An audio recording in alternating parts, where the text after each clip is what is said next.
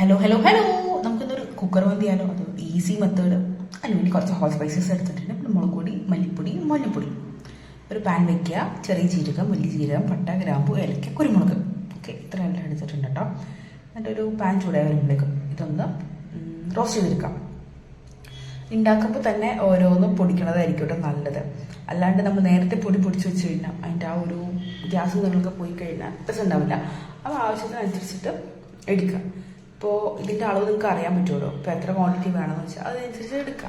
ഒരുപാട് കുത്തൽ വരാതിരിക്കാൻ വേണ്ടി മസാല കുറച്ചെടുത്താൽ മതി. എന്നിട്ട് നല്ലോണം അതിനൊന്ന് ടോസ്റ്റ് ചെയ്തെടുക്കുക. പിന്നെ ഉണ്ടമല്ലി ഉണ്ടെങ്കിൽ അത് ഇടാം. പക്ഷെ ഞാൻ പ്രിഫർ ചെയ്യുന്നത് മല്ലിപ്പൊടിയാണ്. കാരണം നമ്മുടെ ജാറിൽ മല്ലിപ്പൊടിച്ച് എത്ര പൊടിച്ചാലും ആ ഒരു തരിതരിപ്പ് ഉണ്ടാവും. അപ്പോൾ അതിന് വേണ്ടി മല്ലിപ്പൊടി ഇട്ട് കഴിഞ്ഞാൽ നമുക്ക് ടേസ്റ്റും കിട്ടും, നല്ല ഫൈൻ പൗഡറായിട്ടും കിട്ടും. പിന്നെ കുറച്ച് മുളക് പൊടി ഇടുന്നുണ്ട്, മല്ലിപ്പൊടി, മഞ്ഞൾപ്പൊടി ഇടുന്നുണ്ട്. നല്ലോണം റോസ്റ്റ് ചെയ്തെടുക്കുന്നുണ്ട് കേട്ടോ. നല്ലോണം ചൂടായി വരട്ടെ. ഫ്ലെയിം ഓഫ് ചെയ്തിട്ട് പൊടി ഇട്ടാൽ മതി, അപ്പോൾ കരിയില്ല. പിന്നെ ഒരു തക്കാളി, ഒരു സവാള, ഒരു ക്യാപ്സിക്കം, പിന്നെ കുറച്ച് ഇഞ്ചി വെളുത്തുള്ളി, പച്ചമുളക് ഇല്ല കേട്ടോ, ഇഞ്ചി വെളുത്തുള്ളി. ഇനി ഇത് നമുക്ക് ജാറിലേക്ക് ഇട്ട് കൊടുക്കാം. ഞാൻ ഇപ്പോൾ പൊടിക്കുമ്പോഴും ജാറിന് മുകളിലൊരു പേപ്പർ ഇങ്ങനെ വെക്കും കേട്ടോ. അപ്പോൾ ഈ മൂടിൽ ഒരുപാട് ഫൈൻ പൗഡർ കയറിയിരിക്കില്ല. അപ്പോൾ നമുക്ക് ക്ലീൻ ആക്കാനും ഈസി ആയിരിക്കും. ഇനി ക്ലീൻ ആക്കി വെച്ച ബീഫിലേക്ക്, ഇപ്പം ഞാനിത് കറിക്കട്ടിനുള്ള ബീഫാണ് കേട്ടോ എടുത്തേക്കണത്. വലിയ മറ്റേ ഈ നെക്കിൻ്റെ പീസൊക്കെ ഇല്ലേ, അതൊക്കെ എടുത്താൽ ഏറ്റവും ടേസ്റ്റ് ആയിരിക്കും. മാത്രമല്ല ഇച്ചിരി വലിയ പീസായി കട്ട് ചെയ്താൽ. എന്നിട്ട് കുറച്ച് ഇഞ്ചി വെളുത്തുള്ളി ഇട്ട് കൊടുക്കുന്നുണ്ട്. അതിനൊന്ന് പേസ്റ്റാക്കി വെക്കാം. അതിലേക്ക് തന്നെ സവാള ഇട്ട് കൊടുക്കുന്നുണ്ട്. അതൊന്ന് ക്രഷ് ചെയ്തെടുക്കാം. സെയിം ജാറിൽ തന്നെ തക്കാളി ഇട്ട് കൊടുക്കാം. കാരണം എല്ലാത്തിൻ്റെയും ഒരു പേസ്റ്റ് കിട്ടാൻ വേണ്ടിയിട്ടാ. തക്കാളിനെ ഒന്ന് പേസ്റ്റാക്കി എടുത്ത് എല്ലാത്തിൻ്റെ ഒരു ഇത് കിട്ടിയിട്ടുണ്ട്. ഇനി ഇത് നമുക്ക് നമ്മുടെ ബീഫിലേക്ക് ഇട്ട് കൊടുക്കാം.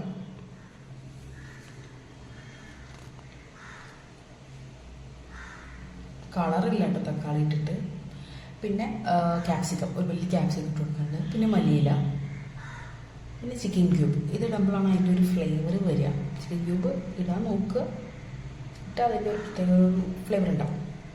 നല്ലോണം മിക്സ് ചെയ്യുക. കൈ വെച്ച് നല്ലോണം മിക്സ് ആക്കിയിട്ട് ഒരു ഓവർനൈറ്റ് വെക്കുക.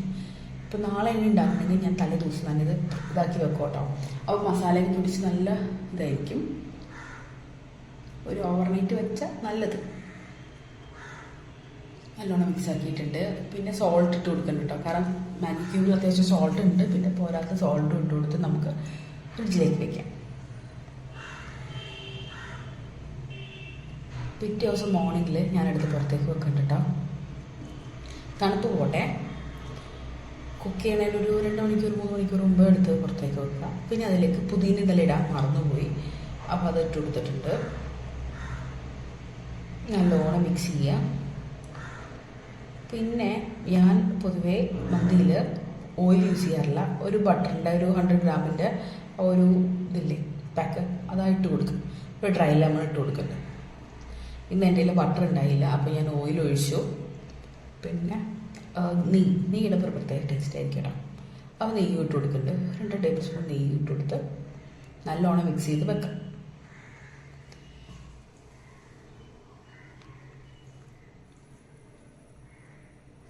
നല്ലോണം മിക്സ് ചെയ്തിട്ടുണ്ട്. ഇനി നമുക്ക് കൈ വെച്ച് നല്ലോണം ഒത്താക്കിയാൽ നമുക്കൊരു മനസ്സമാധാനം കിട്ടും.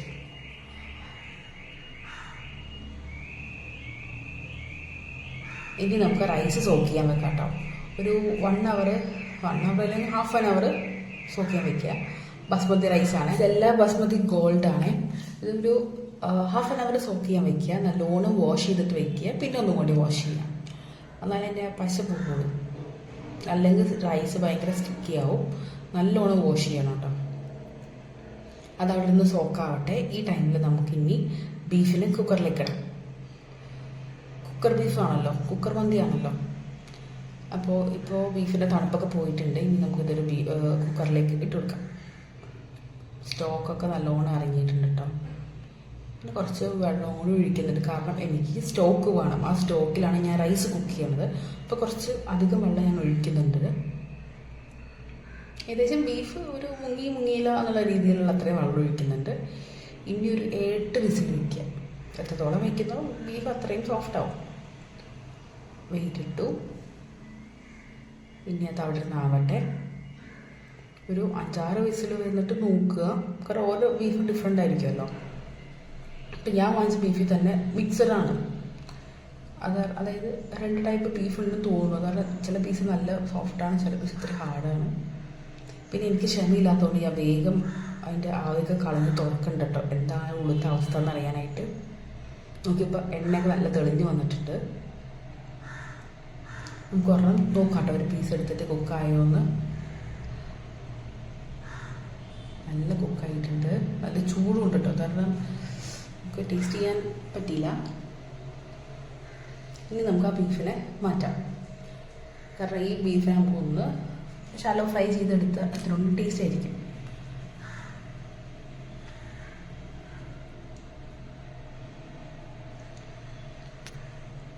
അതിനെല്ലാം മാറ്റിയെടുക്കുന്നുണ്ട്. സ്റ്റോക്ക് എടുക്കുന്നുണ്ട്. ഈ സ്റ്റോക്ക് വെച്ചിട്ട് നമുക്ക് റൈസ് കുക്ക് ചെയ്യുമ്പോൾ റൈസിന് മൊത്തം ഈ ബീഫിൻ്റെ ഒരു ഫ്ലേവർ ഉണ്ടാകും.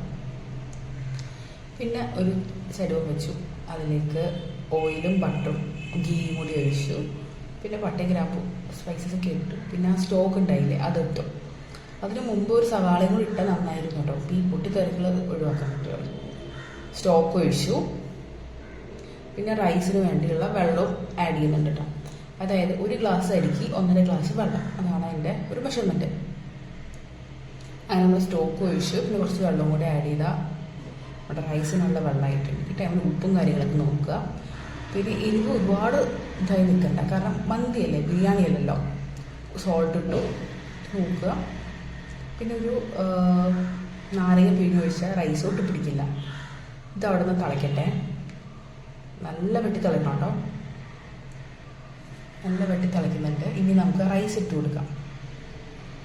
പിന്നെ ഈ ഡ്രൈ ലെമൺ വേണമെങ്കിൽ മസാല പൊടിച്ച് ആ കൂട്ടത്തിലിടാം. പക്ഷെ ഒരുപാട് ഫ്ലേവർ ഇറങ്ങണ്ട പറഞ്ഞിട്ടാണ് നമ്മൾ ഡ്രൈ ലെമണിനെ ഇങ്ങനെ തന്നെ ഇടണത് കേട്ടോ. റൈസ് ഇട്ടു. നല്ലോണം മിക്സ് ചെയ്തിട്ട് റൈസ് നല്ലോണം കുക്കാവട്ടെ.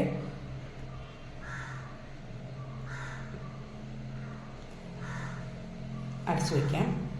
ഇനി നമുക്ക് കുറച്ച് ഓയിൽ ഒഴിച്ചാൽ മതി കേട്ടോ. എന്നിട്ട് അതിലേക്ക് ബീഫിനെ ഇട്ട് കൊടുത്ത് ഒന്ന് ഷാലോ ഫ്രൈ ചെയ്തെടുക്കാം. ഒന്ന് ഫ്രൈ ആകുമ്പോഴായിരിക്കും ഇത്തിരി കൂടി ടേസ്റ്റ്. ഇത് കഴിക്കാനും ടേസ്റ്റ് തന്നെ, പക്ഷെ ഇങ്ങനെ ചെയ്യുമ്പോൾ ഇത്തിരി കൂടി നന്നായിട്ടുണ്ടാവും. ഇപ്പോൾ നമ്മുടെ റൈസ് ഓൾമോസ്റ്റ് നല്ല കുക്കായിട്ടുണ്ട് കേട്ടോ. ഇനി നമുക്ക് ദമ്മിടാം. ദമ്മല്ല, ആ എല്ലാം കൂടി ഒന്ന് മിക്സ് ചെയ്തിട്ട് സ്മോക്ക് ചെയ്യില്ലേ, അത് നമ്മൾ ഫ്രൈ ആക്കി വെച്ച ബീഫ് നമുക്ക് ഇതിൻ്റെ മുകളിലേക്ക് ഇട്ട് കൊടുക്കാം കേട്ടോ.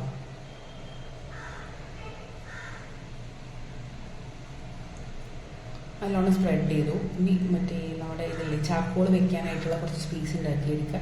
ഈ ടൈമിൽ പോയിട്ട് ചാർക്കോൾ കത്തിച്ചിട്ട് വരാം.